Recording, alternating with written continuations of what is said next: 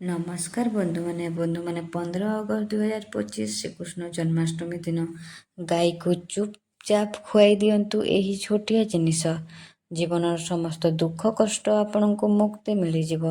ଭଗବାନ ଶ୍ରୀକୃଷ୍ଣଙ୍କ ଆଶୀର୍ବାଦରୁ ଆପଣଙ୍କୁ ଜୀବନରେ ହେବ ଧନର ବର୍ଷା। ଆପଣଙ୍କର ସମସ୍ତ ମନସ୍କାମନା ପୂର୍ଣ୍ଣ ହେବ। ପୁରା 62 ବର୍ଷ ପରେ ଆସିଅଛି ଏମିତି ଏକ ମହା ସଂଯୋଗ।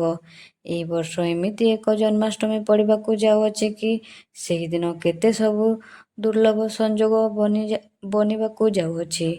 ଅମୃତ ସିଦ୍ଧି ଯୋଗ, ଆୟୁଷ୍ମାନ ଯୋଗ, ଏମିତି ପୁରା 62 ପ୍ରକାର ଶୁଭ ଯୋଗ ରହିଅଛି। ଆପଣଙ୍କୁ ଜଣାଇ ଦିଆଯାଉଛି କି 15 ଅଗଷ୍ଟ 2025କୁ ଶ୍ରୀକୃଷ୍ଣ ଜନ୍ମାଷ୍ଟମୀର 52 ବର୍ଷ ପଡ଼ୁଅଛି। ହିନ୍ଦୁ ପଞ୍ଚାଙ୍ଗ ଅନୁସାରେ ଏହି ଜନ୍ମାଷ୍ଟମୀ ଦିନ କେତେ ସବୁ ରାଜଯୋଗ ନିର୍ମାଣ ହେବାକୁ ଯାଉଅଛି। ଏବଂ ଯଦି ଆପଣ ଶ୍ରୀକୃଷ୍ଣଙ୍କ ଜନ୍ମାଷ୍ଟମୀ ଦିନ ବେଦ ପୁରାଣ ଅନୁସାରେ ଭଗବାନ ଶ୍ରୀକୃଷ୍ଣଙ୍କ ପାଇଁ ପୂଜା ପାଠ କରିବେ, ତାଙ୍କ ପାଇଁ ବ୍ରତ ରଖିବେ, ତ ଏତିକି କରିବା ମାତ୍ରେ ଭଗବାନ ଶ୍ରୀକୃଷ୍ଣଙ୍କ ଆଶୀର୍ବାଦରୁ ଆପଣଙ୍କର ସମସ୍ତ ମନସ୍କାମନା ପୂର୍ଣ୍ଣ ହୋଇଥାଏ। ଏମିତିରେ ଜନ୍ମାଷ୍ଟମୀ ଦିନ ବ୍ରତ ରଖିବା ବହୁତ କଠିନ ହୋଇଥାଏ, କାହିଁକି ନା ଏହି ବ୍ରତ ରାତି କାଳରେ ହୋଇଥାଏ ଏବଂ ଏହା ହିନ୍ଦୁ ପଞ୍ଚାଙ୍ଗ ଅନୁସାରେ ବହୁତ ଡେରି ପର୍ଯ୍ୟନ୍ତ ହୋଇଥାଏ। କିନ୍ତୁ ଏହାର ବିକଳ୍ପରେ ଆମର ବେଦ ପୁରାଣରେ ମପା ଯାଇଛି କି ଯଦି ଆପଣ ଜନ୍ମାଷ୍ଟମୀ ଦିନ ବ୍ରତ ରଖିପାରିବେନି, କେବଳ ଆପଣ ଭଗବାନ ଶ୍ରୀକୃଷ୍ଣଙ୍କ ସ୍ୱରୂପ ଗୋମାତାଙ୍କୁ ସେହି ଛୋଟିଆ ଜିନିଷ ଖୁଆଇ ଦେବା ଦରକାର, ଯାହା ବିଷୟରେ ପ୍ରାଚୀନ ଗ୍ରନ୍ଥ ମାନଙ୍କରେ ଲେଖାଯାଇଅଛି। କେବଳ ଏତିକି କରିବା ଦ୍ୱାରା ନା କେବଳ ଆପଣଙ୍କର ଜନ୍ମାନ୍ତର ଗରିବୀ ସମସ୍ୟା ଦୂର ହେବ, ବରଂ ଭଗବାନ ଶ୍ରୀକୃଷ୍ଣଙ୍କ ଆଶୀର୍ବାଦରୁ ଆପଣ ସମସ୍ତଙ୍କର ଜୀବନରେ ସୁଖ ସମୃଦ୍ଧି ଏବଂ ଧନ ପ୍ରାପ୍ତି ହେବ। ସମସ୍ତ ଗ୍ରହ ପୀଡ଼ା, ମୃତ୍ୟୁଦଣ୍ଡ, ପିତୃଦୋଷରୁ ମୁକ୍ତି ମିଳିବ ଏବଂ ଆପଣଙ୍କର କୌଣସି ବି ମନସ୍କାମନା ଥାଉ ତାହା ମଧ୍ୟ ପୂର୍ଣ୍ଣ ହୋଇଯିବ। ମାନି ନିଅନ୍ତୁ ଆପଣ ଲମ୍ବା ସମୟ ଧରି ଚାକିରି ପାଇଁ ପ୍ରସ୍ତୁତ ହେଉଥିଲେ, ଆପଣଙ୍କର ଚାକିରି ମଧ୍ୟ ହୋଇଯିବ। ଆପଣଙ୍କର ଜୀବନରେ ପୁଣି ଥରେ ଧନ ଆସିବ।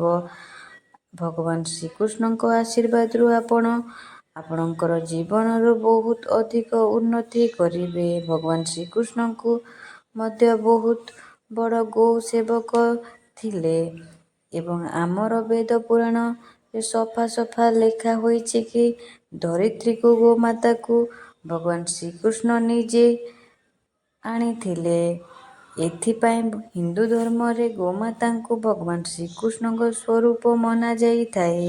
ପୁରାତନ କାଳରୁ ହିଁ ଗୋମାତାଙ୍କୁ ପୂଜନୀୟ ମନାଯାଇଥାଏ। ବେଦ ପୁରାଣରେ ଲେଖା ହୋଇଛି କି ଯଦି କୌଣସି ବ୍ୟକ୍ତି ତାର ଜୀବନ କାଳରେ ମଧ୍ୟରେ ବହୁତ ଅଧିକ ପାପ କରିଅଛି ଏବଂ ସେହି ବ୍ୟକ୍ତି ଏହା ଚାହୁଁଛି କି ତାକୁ ସମସ୍ତ ପାପରୁ ମୁକ୍ତି ମିଳିଯାଇଥାଏ ଏବଂ କୌଣସି ବ୍ୟକ୍ତି ତୀର୍ଥଯାତ୍ରାରେ ଯିବାକୁ ଚାହୁଁଥିଲା କିନ୍ତୁ ଆର୍ଥିକ ସ୍ଥିତିରେ ମଜବୁତ ନଥିଲା, ଯଦି ସେହି ବ୍ୟକ୍ତି ଗୋ ସେବା କରିଥାଏ ତ ତାର ଗୋ ସେବା ହିଁ ତୀର୍ଥଯାତ୍ରା ସମାନ ମନାଯାଇଥାଏ।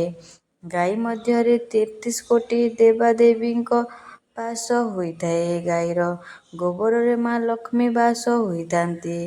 ଗୋମୂତ୍ରରେ ମା ଗଙ୍ଗାଙ୍କର ବାସ ହୋଇଥାଏ। ଗାଈଙ୍କ ଶିଙ୍ଗ ମଧ୍ୟରେ ଭଗବାନ ଭୋଲେନାଥଙ୍କର ବାସ ହୋଇଥାଏ। ଯଦି ଆପଣ 15 ଅଗଷ୍ଟ 2025 ପବିତ୍ର ଜନ୍ମାଷ୍ଟମୀ ଦିନ ବେଦ ପୁରାଣ ଅନୁସାରେ ସେହି ଗୁପ୍ତ ଜିନିଷ ଖୁଆଇ ଦେବେ, ଯାହା ବିଷୟରେ ଆଜି ଏହି ଭିଡ଼ିଓରେ ଜାଣିବା, ନା କେବଳ ଆପଣଙ୍କୁ 33 କୋଟି ଦେବାଦେବୀଙ୍କୁ ଆଶୀର୍ବାଦ ମିଳିଥାଏ, ବରଂ ଭଗବାନ ଶ୍ରୀକୃଷ୍ଣଙ୍କ କୃପାରୁ ଆପଣଙ୍କୁ ଆପଣଙ୍କର ଜୀବନରେ ସମସ୍ତ ସମସ୍ୟା ମାନଙ୍କରୁ ତୁରନ୍ତ ମୁକ୍ତି ମିଳିଯିବ ଏବଂ ସୁଖ ସମୃଦ୍ଧି ଧନ ପ୍ରାପ୍ତି ହୋଇଥାଏ। ତ ଆସନ୍ତୁ ଜାଣିବା କ'ଣ ସେହି ଗୁପ୍ତ ଜିନିଷ ଯାହା ବିଷୟରେ ଆଜିର ଏହି ଭିଡ଼ିଓରେ ଆମେ କଥା ହେଉଛେ। ଏହା ପୂର୍ବରୁ ଯଦି ଆପଣମାନେ ବି ପ୍ରଭୁ ଶ୍ରୀକୃଷ୍ଣଙ୍କୁ ସଚ୍ଚା ମନରୁ ଭକ୍ତି କରୁଥିଲେ କିମ୍ବା ବିଶ୍ୱାସ କରୁଛନ୍ତି, ତେବେ ଏହି ଭିଡ଼ିଓଟିକୁ ଶେଷ ପର୍ଯ୍ୟନ୍ତ ଦେଖନ୍ତୁ। ପୂର୍ବ ଯୁଗରୁ ଚାଲି ଆସିଅଛି କି ଗାଈକୁ ଆମେ କିଛି ନା କିଛି ଅବଶ୍ୟ ଖୁଆଇଥାନ୍ତି। ଗାଈକୁ ସନାତନ ଧର୍ମରେ ଲକ୍ଷ୍ମୀ ସ୍ୱରୂପ ମନାଯାଇଥାଏ। ଗାଈର ସେବା କରିବା ଦ୍ୱାରା ଘର ପରିବାରରେ ସୁଖ ଏବଂ ସମୃଦ୍ଧି ରହିଥାଏ। ଯେଉଁ ଘରେ ଗାଈର ସେବା ସ୍ୱଚ୍ଛ ମନରେ କରାଯାଇଥାଏ, ସେହି ଘରେ ମା ଲକ୍ଷ୍ମୀଙ୍କର କୃପା ସଦା ସର୍ବଦା ରହିଥାଏ। ହିନ୍ଦୁ ଧର୍ମରେ ଗାଈଙ୍କୁ ରୁଟି ଖାଇବାକୁ ଦେବା ଦ୍ୱାରା ଘରେ ସୁଖ ସମୃଦ୍ଧି ବଢ଼ିଥାଏ। ଗାଈ ମଧ୍ୟରେ 33 କୋଟି ଦେବାଦେବୀଙ୍କ ବାସ ହୋଇଥାଏ। ତ ଆପଣ ସକାଳୁ ପ୍ରଥମେ ରୁଟି ବନେଇଥାନ୍ତି। ତାହାକୁ ଯଦି ଆପଣ ଗାଈକୁ ଖାଇବାକୁ ଦିଅନ୍ତି, ତ ସବୁ ଦେବାଦେବୀଙ୍କ ଆଶୀର୍ବାଦ ଆପଣଙ୍କୁ ପ୍ରାପ୍ତି ହୋଇଥାଏ। ଗାଈକୁ ଗୁରୁଙ୍କ ସହିତ ଯୋଡ଼ା ଯାଇଅଛି, ମାନେ ଗୁରୁ ଗ୍ରହ ସହିତ ଏବଂ ବୃହସ୍ପତି ଗ୍ରହଙ୍କ ସହିତ ଯୋଡ଼ା ଅଛି। ଏଥିପାଇଁ ଗୁରୁବାର ଦିନ ଗାଈକୁ ରୁଟି ଉପରେ ଏକ ଚୁଟକି ହଳଦୀ ପକାଇ ଖୁଆଇବା ଦ୍ୱାରା ଆପଣଙ୍କର ସୁଖ ସମୃଦ୍ଧି ଏବଂ ଧନ ପ୍ରାପ୍ତି ହୋଇଥାଏ। ଏବଂ ଆପଣଙ୍କୁ ଲାଗୁଛି କି ଆପଣଙ୍କ ସବୁ ଗ୍ରହ ଖରାପ ଅଛି। ଏମିତିରେ ଗାଈକୁ ଘରର ପ୍ରଥମ ରୁଟି ପ୍ରତ୍ୟେକ ଦିନ ଖାଇବାକୁ ଦିଅନ୍ତୁ। ସବୁ ଗ୍ରହ ଧୀରେ ଧୀରେ ଶୁଭ ହୋଇଯିବ। ବନ୍ଧୁମାନେ, ଗାଈକୁ କେହି ବି ଖାଇବାକୁ ଦେଇଥାନ୍ତି, କିନ୍ତୁ ରୁଟି ବାସି ବିଲକୁଲ ନ ହେବା ଉଚିତ। ଗାଈକୁ କେବେ ବି କୌଣସି ବାସି ଜିନିଷ ଖୁଆଇବା ଅନୁଚିତ ହୋଇଥାଏ। ଏହା ଦ୍ୱାରା ଗୋମାତାଙ୍କ ଅପମାନ ହୋଇଥାଏ ଏବଂ ସମସ୍ତ ଦେବାଦେବୀ ଆପଣଙ୍କ ଉପରେ ରୁଷ୍ଟ ହୋଇଥାନ୍ତି। ବନ୍ଧୁମାନେ, ଭଗବାନ ଶ୍ରୀକୃଷ୍ଣ କହିଛନ୍ତି କି ଗାଈ ହେଉଛି ସମସ୍ତ ଜଗତର ମା। ଗାଈ ହେଉଛନ୍ତି ଏକ ଦିବ୍ୟ ଜୀବ। ଯେଉଁ ଘରେ ଗାଈଙ୍କୁ ରଖିଥାଏ, ସେହି ଘରେ ସବୁ ବାସ୍ତୁଦୋଷ ଦୂର ହୋଇଥାଏ। ଧାର୍ମିକ ଗ୍ରନ୍ଥ ଅନୁସାରେ ଗାଈର ସମସ୍ତ ଦେବତା ଏବଂ ଦେବୀ ବାସ କରନ୍ତି। ତେଣୁ ଗାଈର ପୂଜା କରିଲେ ସମସ୍ତ ଦେବା ଏବଂ ଦେବୀ ପୂଜାର ଫଳ ପ୍ରାପ୍ତି ହୋଇଥାଏ। ଗାଈ ଉପରେ ସବୁ ନକ୍ଷତ୍ରଙ୍କର ପ୍ରଭାବ ପଡ଼ିଥାଏ ଏବଂ ଗାଈର ପିଠି ଉପରେ ସୂର୍ଯ୍ୟକେତୁ ନାଡ଼ି ହୋଇଥାଏ, ଯାହା ସୂର୍ଯ୍ୟଙ୍କର କିରଣରୁ ରକ୍ତରେ ସ୍ୱର୍ଣ୍ଣକ୍ଷାର ତିଆରି କରେ। ଏହି ସ୍ୱର୍ଣ୍ଣକ୍ଷାର ଗାଈର କ୍ଷୀରରେ ରହିଥାଏ, ଯାହା ମଣିଷମାନଙ୍କ ପାଇଁ ଅମୃତ ଭଳି ହୋଇଥାଏ। ଯାହାର ସୁବର୍ଣ୍ଣ ରଙ୍ଗ ହେତୁ ଗାଈର କ୍ଷୀର ହାଲକା ହଳଦିଆ ହୋଇଥାଏ। ତ ଆସନ୍ତୁ ଜାଣିବା ଗାଈ ଆମ ପାଇଁ କେତେ ଶୁଭ ହୋଇଥାଏ।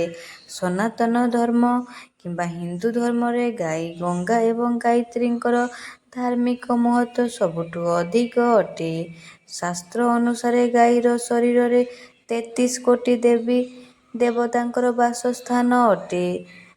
କି ସୂର୍ଯ୍ୟ ଅସ୍ତ ପରେ ଯେତେବେଳେ ଗାଈ ଘରକୁ ଫେରୁଥାନ୍ତି, ସେହି ସମୟରେ ଗାଈର ଖୁରାରୁ ଯେଉଁ ଧୂଳି ଉଡ଼ିଥାଏ, ସେହି ଧୂଳିରେ ମଣିଷଙ୍କର ସବୁ ପାପ ଧୋଇ ହୋଇଯାଇଥାଏ।